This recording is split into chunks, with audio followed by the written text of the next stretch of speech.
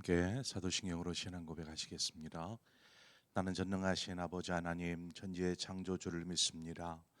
나는 그의 유일하신 아들 우리 주 예수 그리스도를 믿습니다.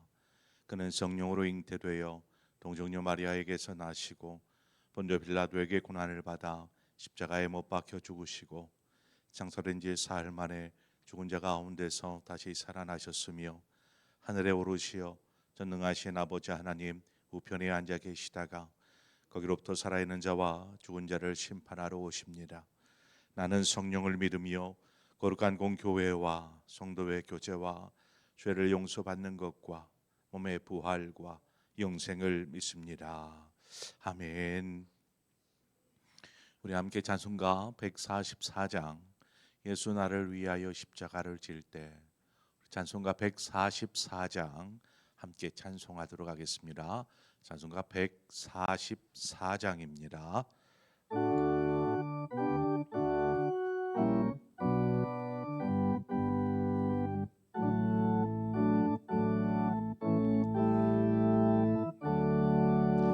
예수 나를 위하여 십자가를 질 때 세상 죄를 지시고 고초 당하셨네. 예수님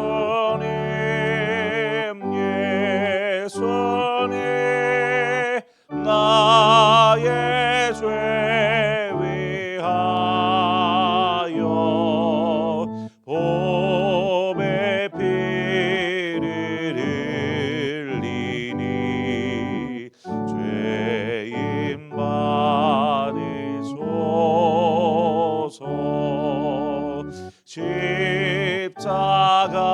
십자가를 지심을 무슨 죄가 있나. 저 무지한 사람들 메시아 죽였네. 예수님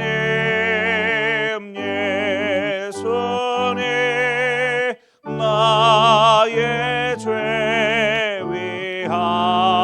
위하여 보배 피를 흘리니 죄인 받으소서. 비와 같이 붉은 죄 없는 이가 없네. 십자가의 공로로 눈과 같이 되네. 예수님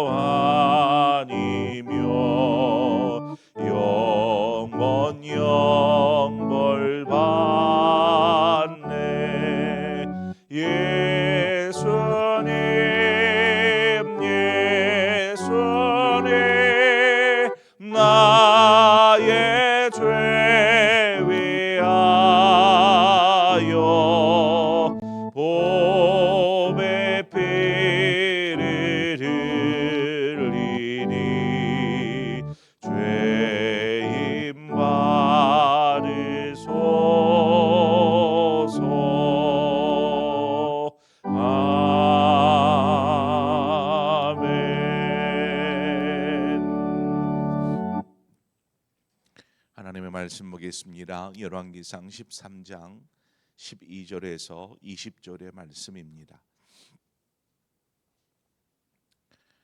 열왕기상 14장이네요. 14장 12절에서 20절의 말씀 한 절씩 교독해서 보도록 하겠습니다. 열왕기상 14장 12절에서 20절의 말씀입니다. 너는 일어나 네 집으로 가라. 네 발이 성읍에 들어갈 때에 그 아이가 죽을지라.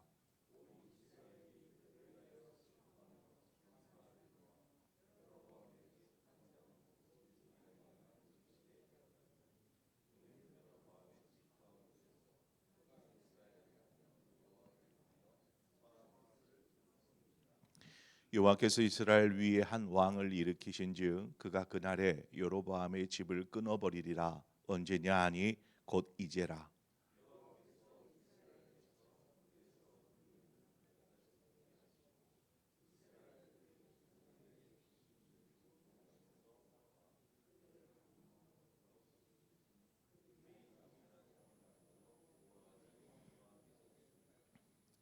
여호와께서 여로보암의 죄로 말미암아 이스라엘을 버리시리니 이는 그도 범죄하고 이스라엘로 범죄하게 하였음이니라 하니라.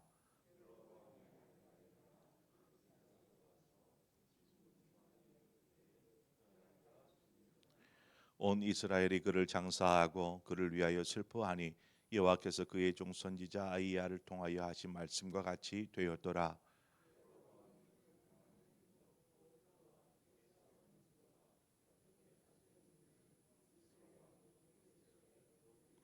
함께 읽습니다. 여로보암이 왕이 된 지 22년이라. 그가 그의 조상들과 함께 자매 그의 아들 나답이 대신하여 왕이 되니라. 아멘.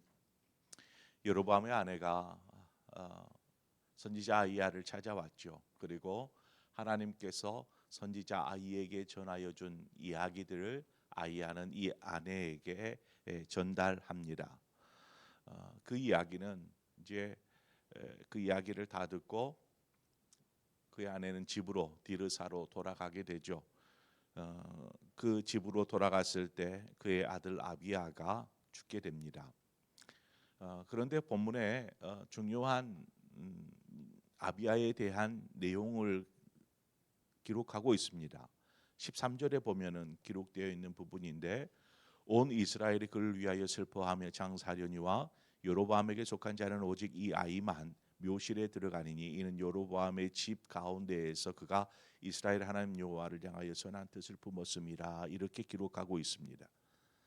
아들 아비야, 그 아들이 어떤 아들인지 우리는 잘 알 수 없어요. 이 기록이 전부입니다.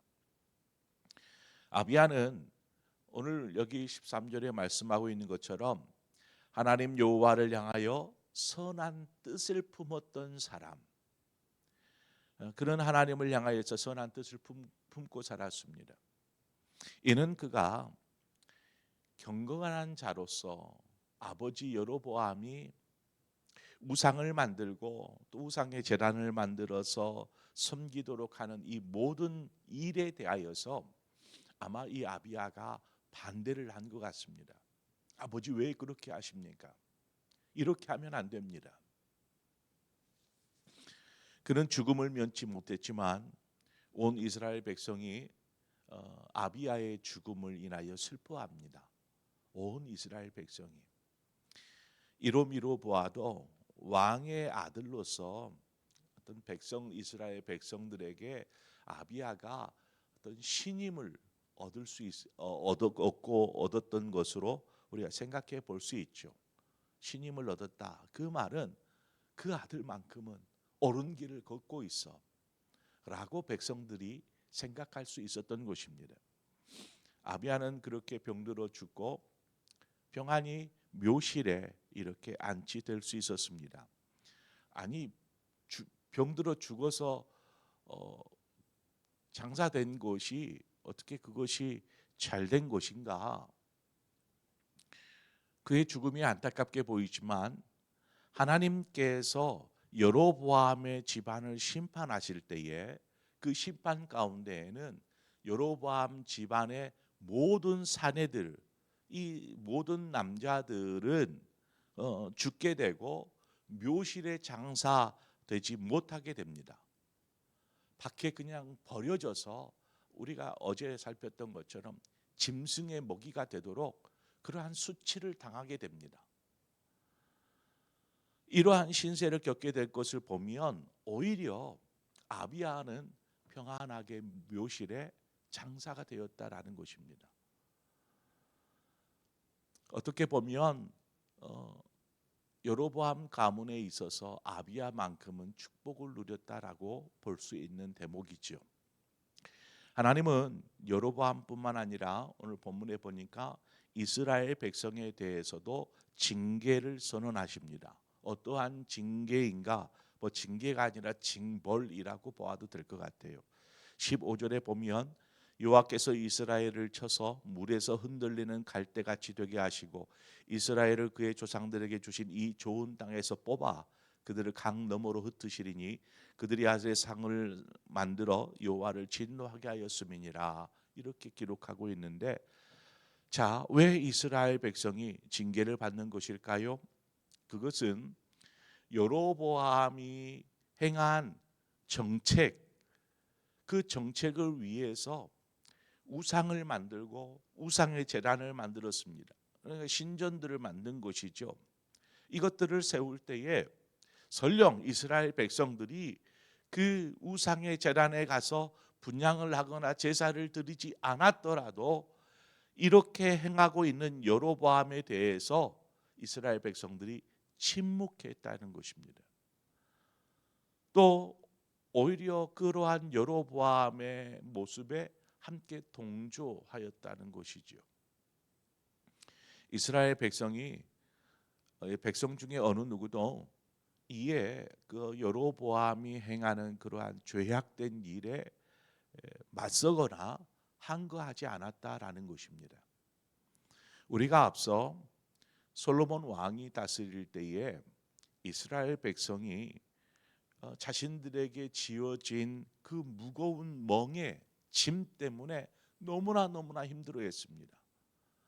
뭐 부역도 그렇지만 세금도 얼마나 많이 냈던지 이것들 때문에 너무나 힘겨운 삶을 살다가 솔로몬 왕이 죽고 나서 그 다음에 르호보암, 그의 아들 르호보암이 왕이 될 때에 왕을 찾아가잖아요.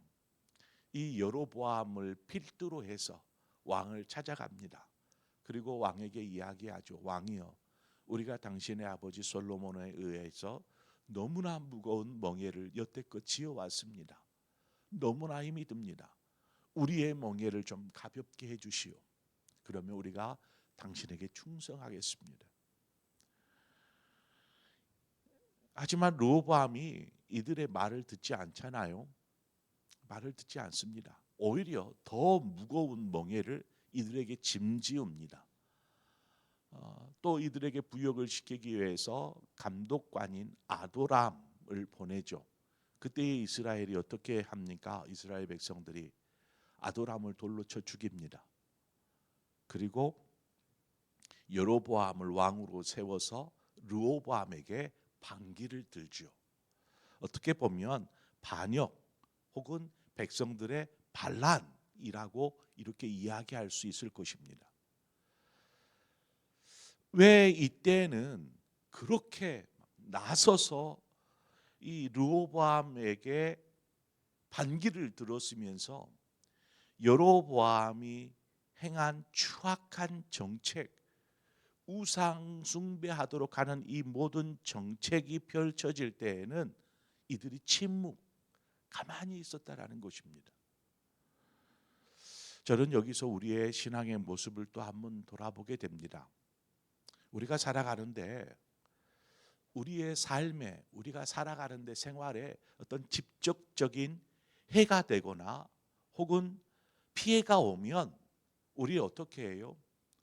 어떠한 방법으로든 어떠한 방식으로든 몸부림칩니다. 내가 왜 피해를 당해야 돼?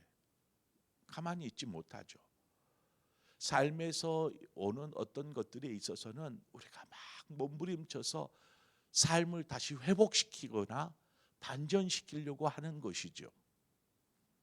그런데 유독 신앙의 문제에서는 자신의 삶에 직접적인 관련이 없다고 생각하는지, 어떤 신앙적인 문제가 생기면 그저 관망합니다. 멀찍이 떨어져서 바라보거나 혹은 그냥 나와는 상관없어 하고 외면해 버리는 경우를 보게 됩니다. 자신의 삶의 일이라면 어떻게 해서든 몸부림쳐서라도 뭔가를 하려고 하는데, 신앙의 문제에서만큼은 괜찮아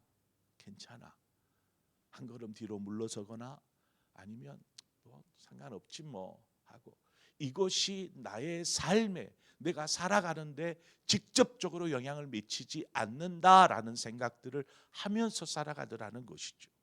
신앙생활들이 얼마나 어떤 세속화되었는지 우리가 알 수 있는 대목이지 않습니까? 이스라엘 백성은 이처럼 우리의 삶의 어떤 우선순위를 어떤 신앙에 두지 않고 먹고 사는 부분에 두고 살아가는 것이죠. 이스라엘 백성들이 그랬습니다. 자신들에게 닥친 이 여로보암을 통해서 우상의 금송아지를 세워놓고 그 잔에 제단을 놔두고 이제 예루살렘 갈 필요 없어, 하나님의 성전에 갈 필요 없어, 이제는 여기에서 제사를 드려라, 이러한 정책을 펼치고 있을 때 이스라엘 백성들은 나하고는 직접적인 어떤 문제가 있겠어 하는 마음, 생각, 그래서 그냥 외면해 버립니다. 왕이 그렇게 하든지, 그저 내 자신들에게 닥친 당장 먹고 사는 문제, 이것만 문제가 없으면 괜찮다라는 태도를 취해왔던 것입니다. 결국 그러한 태도가 오늘 하나님의 심판 가운데, 징계, 징벌 가운데 임하지 않습니까? 그렇게 보면 이 여로보암의 아들 아비야가 하나님 앞에서 신실한 믿음으로 거룩한 뜻을 품고, 아버지 안 됩니다, 이렇게 해서는 안 됩니다, 우리는 하나님을 섬기는 하나님의 백성 아닙니까? 이렇게 이야기할 수 있었다. 거기에서 얼마나 아버지 앞에서 몸부림을 쳤겠습니까? 그러한 아비야의 마음, 아비야의 태도, 아비야의 행동을 하나님께서 보신 것입니다. 아비야의 마음과 그 뜻을 하나님이 아셨다. 이스라엘의 징계는 어떤 것이었습니까? 하나님께서 흔들리는 갈대처럼 다른 나라에게 이리저리 수모당하게 합니다. 다른 주변에 있는 나라들에 의해서 그냥 이렇게 고통당하고 그러다 결국 강 너머로 흩어지게 될 것을 말씀하셨습니다. 이것은 무엇을 이야기하냐면, 훗날 북이스라엘이 아수르, 저 북쪽에 있는 강대국 아수르에 의해서 멸망을 당하게 되고, 이 이스라엘 백성들은 이 아수르로 포로로 잡혀갈 것들을 지금 예언하고 있는 말씀입니다. 이 말씀이 고스란히 훗날에 그대로 이루어지게 되는 것이죠. 오늘 성경에는 뭐라고 말합니까? 곧 이제라, 곧 이제라. 이제 그 날이 다가오기까지는 앞으로 좀 남았습니다. 좀 더 남아 있지만 곧 이제라. 이제 곧 심각성을 이야기하죠. 16절에 보면 여호와께서 여로보암의 죄로 말미암아 이스라엘을 버리시리니 이는 그도 범죄하고 이스라엘로 범죄하게 하였음이니라 하니라. 여기서 보면 하나님은 여로보암의 죄뿐 아니라 그로 말미암아 범죄하게 된 이스라엘 백성에게도 분명하게 죄를 물으시고 또 심판하시는 것을 보게 됩니다. 여로보암이 저지르는 일이잖아요. 금송아지를 만든 것도, 우상의 제단을 만드는 것도, 이스라엘 백성들에게 그렇게 하라고 명령한 것도 여로보암 때문이잖아요. 어떻게 보면 이스라엘 백성도 피해자입니다. 그러나 피해자이면서 그냥 거기에 동조하는 것, 그것으로 인하여서 지금 심판을 당하고 있더라는 것입니다. 여로보암의 아내가 이제 그 모든 아이의 말을 듣고 집으로 돌아가는 순간 아들은 죽습니다. 이것은 곧 하나님의 말씀하신 것이 분명히 곧 이제라 이루어지게 될 것을 말씀하고 있는 것이죠. 결국 북이스라엘의 왕이 초대 왕이 되어서 나라를 다스렸던 여로보암은 22년 동안 나라를 다스리면서 완전히 북이스라엘을 우상의 나라로 쑥대밭을 만들어 놓습니다. 그리고 죽게 되죠. 그가 죽었는데 오늘 본문에 보면 그의 모든 행적이 기록되었다. 왕의 역대지략에 이렇게 기록되어졌다라는 것입니다. 여러분 한번 생각해 보세요. 여로보암이 행한 그 숱한 우상의 제단과 그것을 섬기게 하고 이스라엘을 이렇게 했던 그 모든 행적들이 낱낱이 기록되어져 있다라면 그 기록되어진 기록물을 후세가 보지 않겠습니까? 후세가 얼마나 부끄러운 일입니까? 후세들이 그것을 보고 여로보암 왕 때문에 그 집안 때문에 이스라엘이 몰락하고 결국 멸망하게 되었다. 얼마나 수치스럽고 부끄럽겠습니까? 여로보암이 죽고 그의 아들 나답이 왕이 됩니다. 그러면 아이야가 이야기한 그의 집안의 남자들은 모두 다 죽게 되고 하는 이곳은 어떤 일인가? 곧 일어납니다. 곧 이제라 멀지 않았습니다. 미리 살펴보자면 나답이 왕이 된 지 2년 만에 그 신하에 의해서 죽임을 당합니다. 그러면서 새로운 왕이 등극하고 이 여로보암의 집안의 모든 남자들을 죽입니다. 자, 그 나답이 왕이 되지만 하나님의 말씀이 얼마 지나지 않아서 이 여로보암의 집안에 임하게 되죠. 자, 우리가 오늘 본문의 말씀을 묵상하면서 하나님 우리가 깨어 있지 않으면 그냥 우리가 쉽게 생각할 수 있는 것조차도 우리가 잘못 이스라엘 백성들처럼 그냥 아니 그렇게 하니까 나도 모르게 그냥 함께 하게 되었어요. 이러한 상태가 돼요. 우리가 깨어 있지 않으면 아비야처럼 깨어 있지 않으면 하나님의 선하신 뜻을 품지 않으면 우리도 어느 순간 세상의 것들을 추구하고 신앙보다 내 삶의 우선순위가 되어져서 살아가게 되더라는 것입니다. 우리가 이와 같은 전철을 밟지 않기 위해서라도 하나님 앞에서 늘 깨어서 하나님, 제가 하나님의 뜻을 품는 사람 되게 해 주십시오. 나로 하여금 다른 누군가가 영향을 받고 도전을 받을 수 있는 하나님 앞에서 깨어있는 사람, 신실한 하나님의 뜻을 구하는 믿음의 사람 되게 하여 주옵소서. 우리가 그러한 마음으로 하나님을 바라보면서 오늘 이 새벽에도 하나님 앞으로 나아가기를 소망합니다. 우리 함께 기도하겠습니다. 좋으신 하나님 아버지, 은혜를 감사합니다. 오늘 우리를 불러주시고 또 하나님 말씀 앞에 서게 하신 아버지, 하나님 우리가 신앙생활을 하며 살아갑니다. 신앙생활은 우리의 생활도 중요하지만 그 앞에 신앙을 두므로 하나님이 우리의 삶의 우선순위요 믿음으로 사는 삶이 다른 어떤 것보다 우선되어짐을 알고 그렇게 살아가는 것이 신앙생활인데 우리가 생활을 더 우선시하느라 신앙을 외면하고 그렇게 살아가지는 않는지 하나님 우리의 삶의 우선순위가 되어 주시옵소서.